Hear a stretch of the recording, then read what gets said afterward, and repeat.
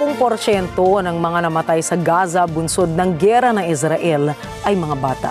Ayon sa isang report ng United Nations, katumbas ito ng genocide, crimes against humanity at war crimes.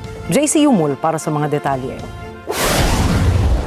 Sinuri ng report ng UN Independent International Commission of Inquiry on the Occupied Palestinian Territory ang mga paglabag laban sa kapataang Palestinians mula nang mag-umpisa ang laban ng Israel at Hamas noong October 7, 2023.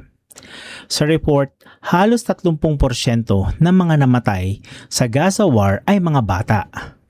Ayon dito, sinadya ng mga otoridad at pwersang Israel na puntiryahin ang mga batang Palestinians na nauwi sa genocide, crimes against humanity at war crimes sa Gaza. Gayon din sa occupied West Bank, tanong ng mga Palestinians, ano ang kasalanan ng mga bata? بعد متى؟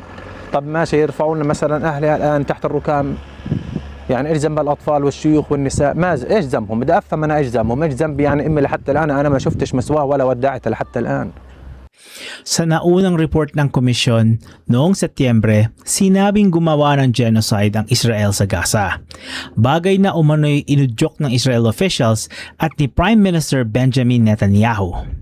Hiling ng Palestinians, litisin ang mga lumabag sa walang kalaban-labang mga tao. نريد تنفيذ فعلي على أرض الواقع بمحاكمة هؤلاء المجرمين على ما ارتكبوه من جرائم حرب وإبادة بحق هذا الشعب الأعزل. Tinutulan ng Israel ang naturang mga akusasyon at tinawag itong scandalous. Ayon sa Israeli mission sa Geneva, tinanggihan ng Tel Aviv ang tinawag nitong Second Defamatory Advocacy Report ng komisyon. Ayon sa Israel, bawat bata ay nangangailangan ng proteksyon. Tuligsa nito, binaliwala ng report ang mga brutal na taktika ng Hamas. Ayon sa UN Commission, sadyang pinuntirya at pinatay ang mga batang Palestinian sa giyera kahit pa nagpatupad ng ceasefire noong October 2025.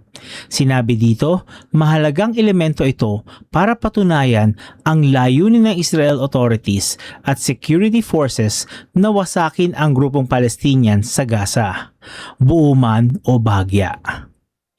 JC Yumol para sa mata ng Agila International, trusted, connected, on point.